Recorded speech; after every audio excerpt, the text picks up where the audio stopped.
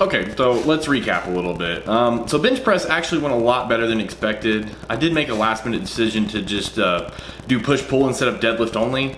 My bench had been feeling a little bit better. I'm kind of just coming back from a pec injury. I kind of pulled it twice, and going into bosses I didn't really get to, my bench was going so good I didn't get to try to do anything because my pec was hurt. So I had like one heavy bench day, and then I hit my opener about 2 weeks before the meet, or a week and a half, 2 weeks before the meet. And then I kind of decided, I was like, I'll just do push-pull. Give me something to do with the meet to kind of warm up a little bit before I go deadlift. That way I didn't like just sit around all day and just deadlift. So that actually went way better than expected. I was expecting to struggle at least a little bit on one of those attempts, especially my last one, because I've never even attempted 463. I've never even hit 446 on the platform. The most I've done with a pause is like 435.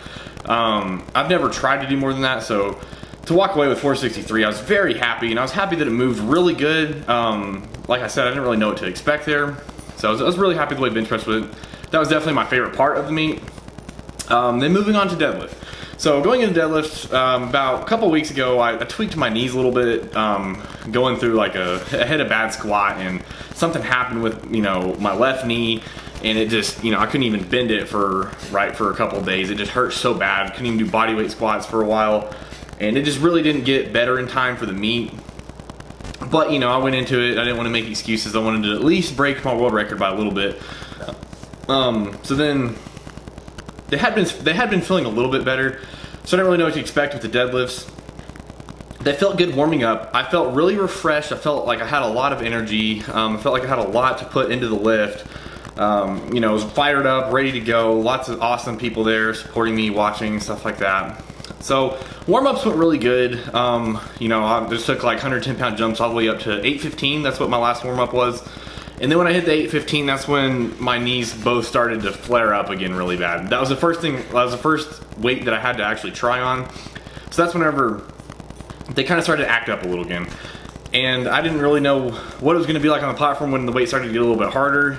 So I go out there feeling pretty good still, go pull 881 for my opener. I smoked it, you know, moved super fast.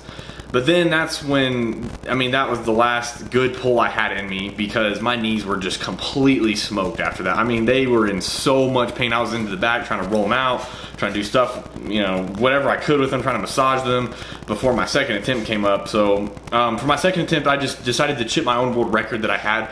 Previously it was 927, so I just went up to 928, because you can do that when you're trying to break a world record. You can just chip it at a half a kilo, or just about a pound. So I went up to 928, or 421 kilos for that second attempt. And walking up to the lift, you know, I knew it was gonna be ugly. You know, pretty much because my knees were just hurting so bad. I was like, there's no way I'm gonna be able to get the right amount of leg drive off of the ground. And I knew it was gonna be a lot of back. So that's pretty much exactly what happened. Like, as soon as I went to rip the weight off the ground, it ended up, you know, I wasn't able to push with my legs the right way off of the ground. It was a very poorly executed lift because of, you know, my knees hurting so bad. But luckily for me, my back is really, really strong. It's definitely the strongest part of my body, so I was able to muscle through the lift. But I was very determined to get the lift. That was pretty much all I had walking up to that lift. I was like, well, so Ed Cohn was the head judge, and then Stan Efferding was one of the side judges. And these are two people that I've looked up to. I look up to these people pretty much more than anybody else. I've looked up to them and followed them for advice for the longest time, watched all their stuff, been, you know, motivated by them for the last several years. So I was like, there's no way I'm about to miss a lift in front of Ed and Stan. So I was like, there's no way I'm gonna let that happen. And I want to get the paycheck from the meet. So I executed the lift. It didn't really go the way, I mean, obviously it was really hard. I was happy I was able to do it. But at the same time, I was really kind of embarrassed, because that's not really, like, my training went so well up until that little tweak of my knees a few weeks before the meet. That was kind of just my fault for being dumb. But it in no way reflected where I was at in my training and the progress that I felt like I had made between Boss of Bosses and now. So it was definitely very disappointing. But I guess I should just be happy that I was able to make that lift happen. You know, whatever. Like I said, I'm not going to walk into this meet making any excuses. I'm just going to go in and make it happen however I can. But 928 was definitely not the number I wanted. I really wanted like closer to 950, if not a little bit more, because I personally believe I was strong enough to do that if I had just felt a little bit better. So, you know, whatever. No big deal at all. And then lastly, I just want to thank everybody who has supported me through this journey, who's like reached out to me through, you know, YouTube, Instagram, Facebook, all that, and just give me support over, you know, the last year or so, especially going into this meet. It really means a lot. All the positive comments I get and stuff, and there's plenty of negative comments about sumo, and I don't really care. But, you know, I really appreciate all you other guys for helping me out. And I want to thank my sponsors, the Kilo Cartel, for helping me get out there. I want to thank my coach, Jesse Burdick, for, you know, pretty much everything else and putting on a great meet and providing a great environment for all of us lifters to go out and lift.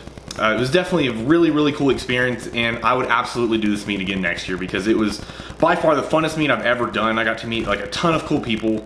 I got to hang out with Stan Efferding a lot. I got to see Mark Bell again. I got to hang out with Ed Cohn quite a bit. Forsaken Warrior, Lauren Quinn, just countless other people. Kelly Surratt. I mean, I can't even name all the people I got to see. Everybody's just, you know, super, super cool. Such a great experience altogether. Lots of people had great days, especially the girls. And, you know, that's pretty much it. So that's my recap of the meet. You know, I appreciate you guys watching the video. Thank you.